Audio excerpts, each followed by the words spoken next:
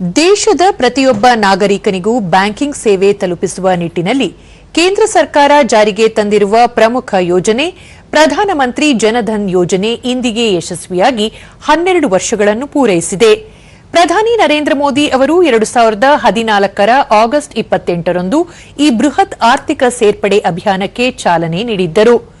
ಜನಧನ್ ಯೋಜನೆಯಡಿ ಇದುವರೆಗೆ ದೇಶಾದ್ಯಂತ 59 ಕೋಟಿಗೂ ಅಧಿಕ ಬ್ಯಾಂಕ್ ಖಾತೆಗಳನ್ನು ತೆರೆಯಲಾಗಿದ್ದು, ಈ ಖಾತೆಗಳಲ್ಲಿ ಒಟ್ಟು 3,17,000 ಕೋಟಿ ರೂಪಾಯಿಗೂ ಅಧಿಕ ಠೇವಣಿ ಹಣ ಸಂಗ್ರಹವಾಗಿದೆ.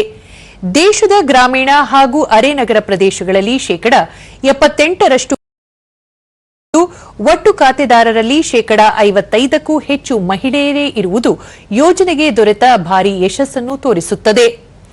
ಜನಧನ್, ಆಧಾರ್ ಮತ್ತು ಮೊಬೈಲ್ ತ್ರಿವಳಿ ತಂತ್ರಜ್ಞಾನದ ಮೂಲಕ ಸರ್ಕಾರದ ವಿವಿಧ ಯೋಜನೆಗಳ ನೇರ ನಗದು ವರ್ಗಾವಣೆ ಯಶಸ್ವಿಯಾಗಿ ಅನುಷ್ಠಾನಗೊಳ್ಳಲು ಹಾಗೂ ಶೋಷಣೆ ರಹಿತ ಆರ್ಥಿಕ ವ್ಯವಸ್ಥೆಗೆ ಈ ಯೋಜನೆ ಸದೃಢ ಅಡಿಪಾಯ ಹಾಕಿದೆ.